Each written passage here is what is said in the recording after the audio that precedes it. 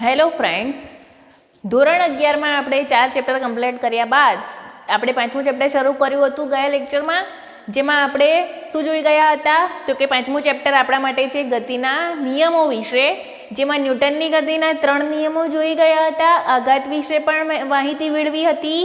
ત્યારબાદ આપણે વેગમાન વિશે પણ માહિતી મેળવી હતી. વેગમાન સંરક્ષણનો નિયમ પણ જોઈ ગયા હતા.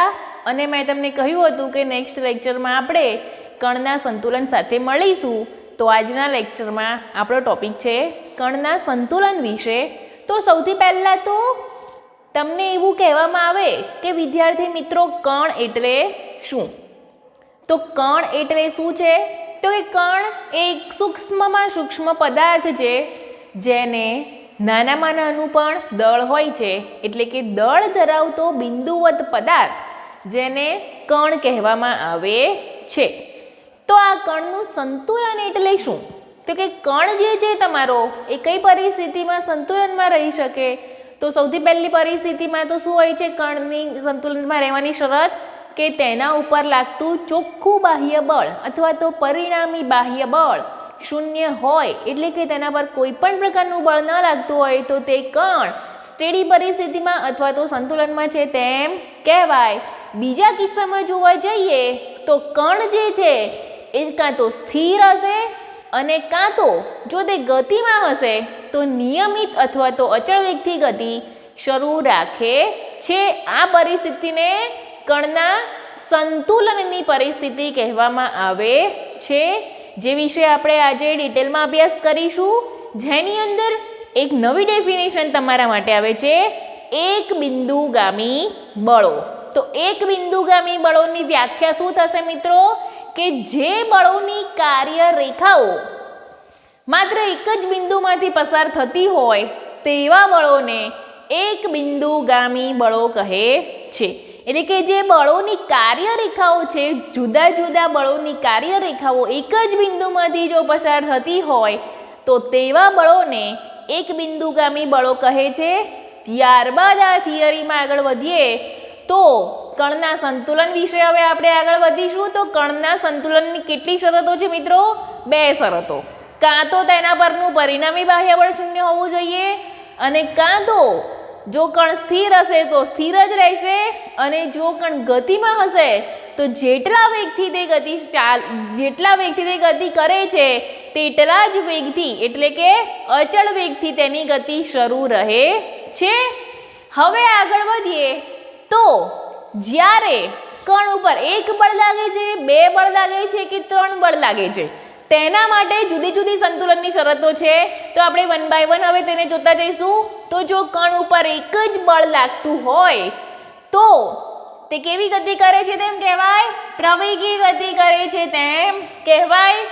જ્યારે તેના પર 2 બળો F1 અને F2 લાગે તો મેં તમને કીધું એ પ્રમાણે કણના ઉપર લાગતું જે બળ છે તેનું પરિણામી બાહ્ય બળ શૂન્ય થાય તો જ તે કણ સંતુલનમાં છે તેમ કહેવાય. હવે સંતુલનમાં છે તેમ કહેવાય ત્યારે કઈ શરત પડાશે?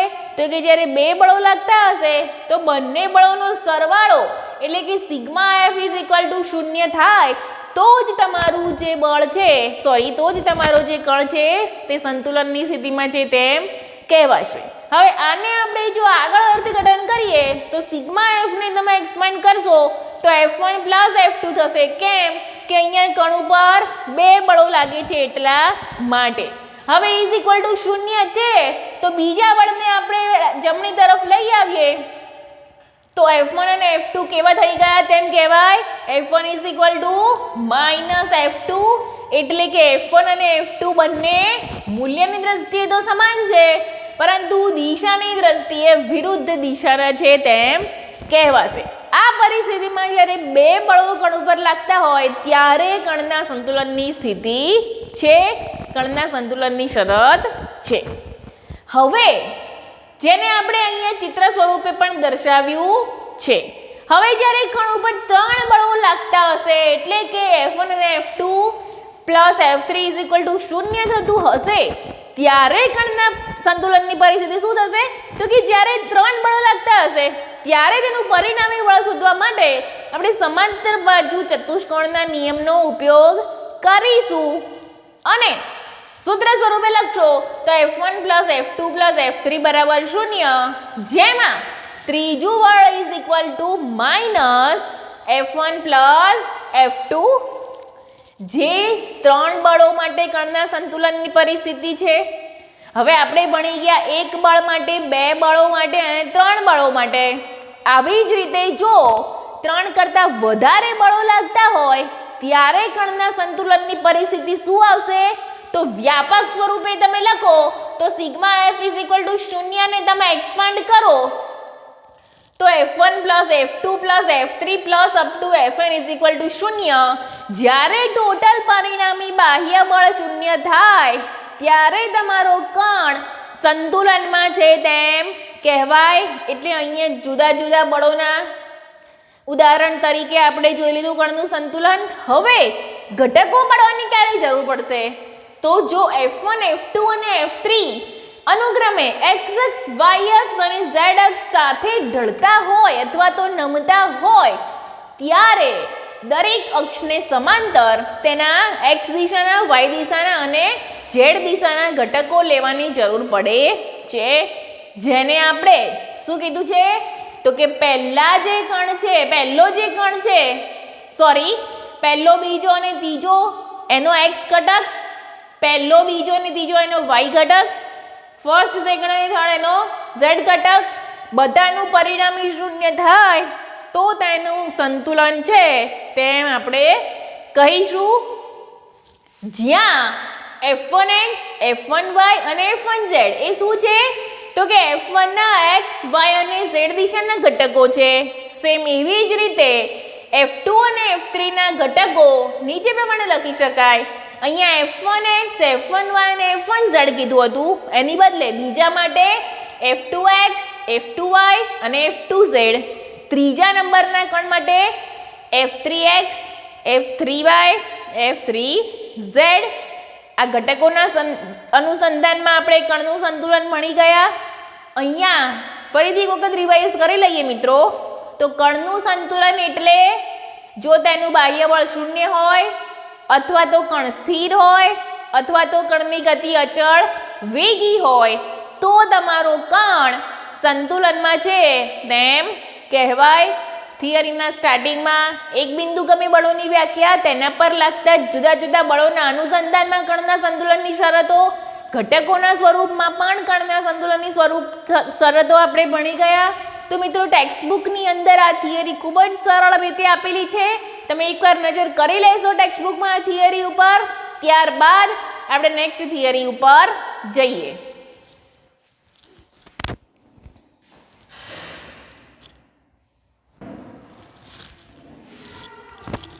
તો મિત્રો હવે આપણે નવા ટોપિક તરફ આગળ વધીએ ચેપ્ટરમાં.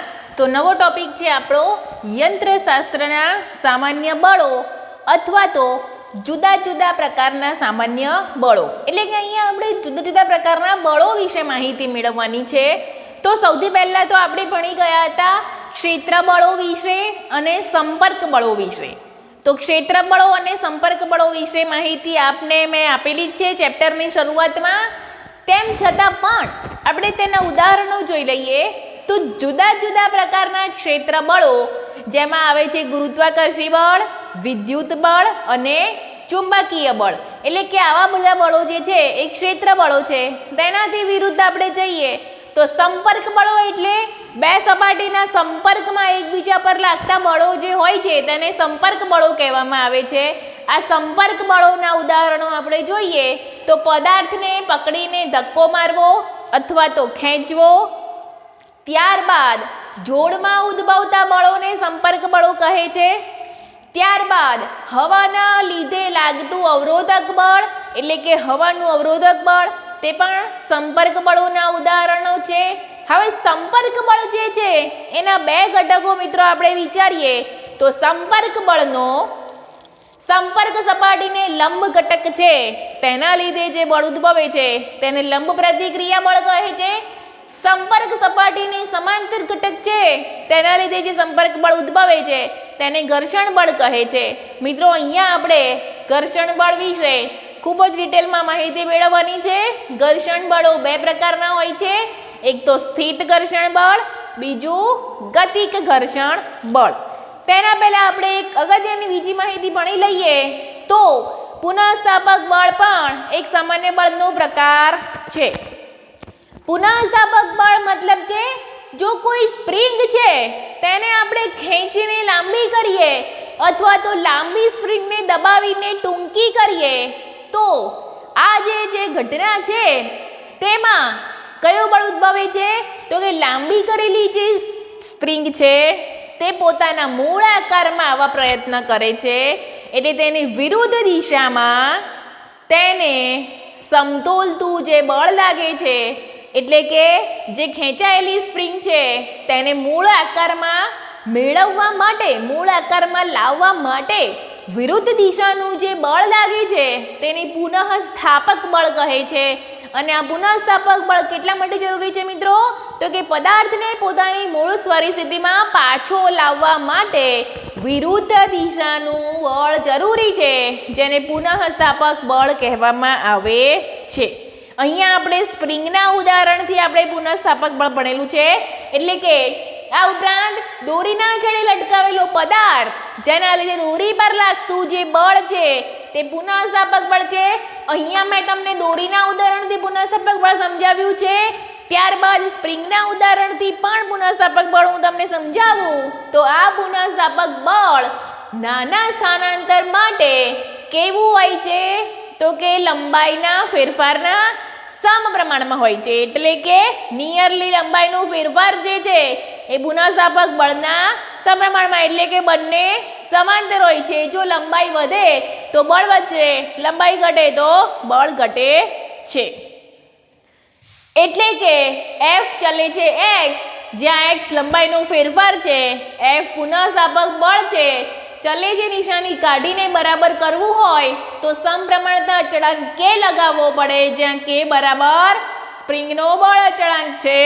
અહીંયા ઋણ નિશાની શું સૂચવે છે મિત્રો તો કે આ બળ જે છે એ સ્થાનાંતરની વિરુદ્ધ દિશામાં લાગતું હોવાથી અહીંયા F બરાબર -kx લખેલું છે. હવે મિત્રો તમને એમ થશે કે અહીંયા મેં એક લીટી લખી છે કે આ બળ જે છે પુનઃસ્થાપક બળ એ સ્થાનાંતરની વિરુદ્ધ દિશામાં કેમ લાગે છે. તો સાદા ઉદાહરણ દ્વારા હું તમને સમજાવું તો જ્યારે સ્પ્રિંગને તમે ખેંચો છો તો લાંબી થાય છે, દબાવો છો તો ટૂંકી થાય છે. એનો મતલબ કે લાંબી કરેલી સ્પ્રિંગ ઓરિજિનલમાં કેવી હતી, ટૂંકી હતી. તો આ લાંબી થયેલી સ્પ્રિંગ જે છે એ પોતાના મૂળ આકારમાં આવવા માટે પ્રયત્ન કરે છે, જેથી લાંબી સ્પ્રિંગને ટૂંકી કરવા માટે શું કરવું પડે તો કે વિરુદ્ધ દિશામાં બળ લગાડવું પડે. હવે વિરુદ્ધ દિશાનું બળ એટલે જો પ્લસ હોય તો માઇનસ તરફ લાગે અને માઇનસ હોય તો પ્લસ તરફ લાગે, એટલે આ વિરુદ્ધ દિશાનું જે બળ છે એ પોતે જે ખેંચાયેલી સ્પ્રિંગ છે એને મૂળ પરિસ્થિતિમાં લાવવાનો પ્રયત્ન કરે છે, જેને પુનઃસ્થાપક બળ કહે છે, જે સ્થાનાંતરની વિરુદ્ધ દિશામાં હોય છે તેમ કહેવામાં આવે છે. જેથી અહીંયા F બરાબર -kx આપણે લખેલું છે. તો તમને આઈડિયા આવી ગયો હશે કે પુનઃસ્થાપક બળ જે છે એ સ્થાનાંતરની વિરુદ્ધ દિશામાં કેમ હોય છે. તો પુનઃસ્થાપક બળ જે છે એ શેના માટે જવાબદાર છે મિત્રો તો પુનઃસ્થાપક બળ એ વસ્તુને પોતાની મૂળ ઓરિજિનલ પોઝિશનમાં પાછું લાવવા માટે જવાબદાર ઘટક છે.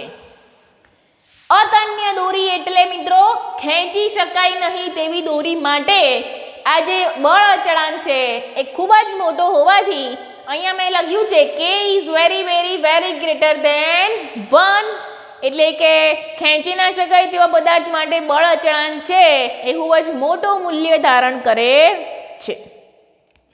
આગળ એક અગત્યની લીટી છે કે જુદા જુદા સંપર્ક બળો મૂળભૂત રીતે વિદ્યુત બળોમાંથી ઉદ્ભવે છે. જુદા જુદા સંપર્ક બળો મૂળભૂત રીતે એટલે કે સામાન્ય રીતે વિદ્યુત બળોમાંથી ઉદ્ભવ પામે છે, જે તમે સારી રીતે જાણો છો. મેં તમને આ ચેપ્ટરની શરૂઆતમાં પણ ક્ષેત્રબળ અને સંપર્ક બળો વિશે ખૂબ જ અગત્યની ડિટેલ સમજાવેલી છે. અહીંયા માત્ર તેનો ઓવરવ્યૂ ભણેલો છે. મેઇન ટોપિક આપણો શું છે તો કે યંત્રશાસ્ત્રના સામાન્ય નિયમો, જેની અંદર આપણે ઘર્ષણ બળ વિશે માહિતી મેળવવાની છે. ઘર્ષણ બળો મિત્રો બે પ્રકારના છે. સ્થિત ઘર્ષણ બળ, એની અંદર આપણે સ્થિત ઘર્ષણાંકની માહિતી મેળવીશું, તેનું સૂત્ર તારવીશું, તેની શરતો ભણીશું. ગતિક ઘર્ષણ બળ, જેની અંદર ગતિક ઘર્ષણાંકનો ટોપિક ભણીશું, તેના વિશે માહિતી મેળવીશું. તો આજના લેક્ચરમાં આપણે જે ભણ્યા છીએ કણનું સંતુલન અને યંત્રશાસ્ત્રના સામાન્ય બળો, તે તમારે ટેક્સ્ટબુકમાંથી તૈયાર કરીને હોમવર્કમાં લખીને મને મોકલવાનું છે. હવે આપણે મળીશું નેક્સ્ટ લેક્ચરમાં ઘર્ષણ બળ વિશે, તેના પ્રકારો વિશે અને તેના ડિટેલ અભ્યાસ વિશે. તો ત્યાં સુધી હું તમને હોમવર્કનો ક્વેશ્ચન લખાવી દઉં કે એક બિંદુગામી બળોની શરત સમજાવો, કણોના સંતુલન વિશે માહિતી આપો, ત્યારબાદ જુદા જુદા પ્રકારના સામાન્ય બળો વિશે માહિતી આપો અથવા તો નોંધ લખો. હવે નેક્સ્ટ લેક્ચરમાં આપણે ઘર્ષણ બળના ટોપિક સાથે મિત્રો મળવાનું છે. ત્યાં સુધી થેન્ક યુ, આવજો.